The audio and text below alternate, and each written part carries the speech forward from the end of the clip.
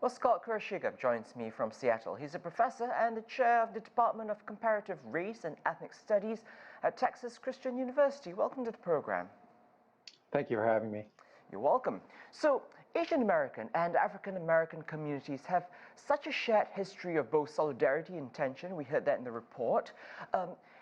Even though they both have been confronting white supremacy, their experiences are quite different. So can you speak to us about some of these differences and what are the main factors driving the antagonism between these two groups? Well, obviously, the differences are rooted in history.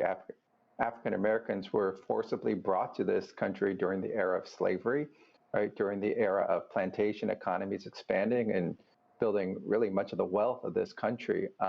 For many Asian Americans, the U.S. came to Asia. People were forcefully incorporated into the American sphere through policies of colonialism, militarism, and imperialism. And in fact, for many Pacific Islanders, they still live under a colonial status in places like Guam and Samoa, and Native Hawaiians have been pushing for sovereign status for many decades as well.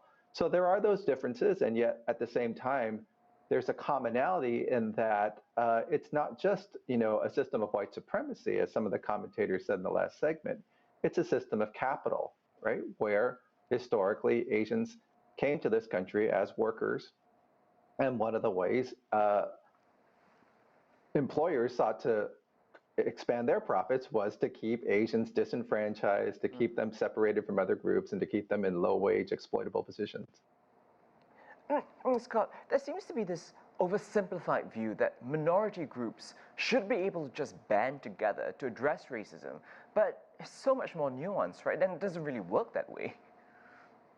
Yeah, political organizing, movement building, in a system of very complicated forms of relationships and power is always challenged. It's hard for members of the same racial group to come together and move. We don't see that, on a constant basis. We see upsurges, right? When the stars, when people put forward visionary ideas, when people get fed up with systems of oppression or exploitation or murder, as we've seen, with these police killings.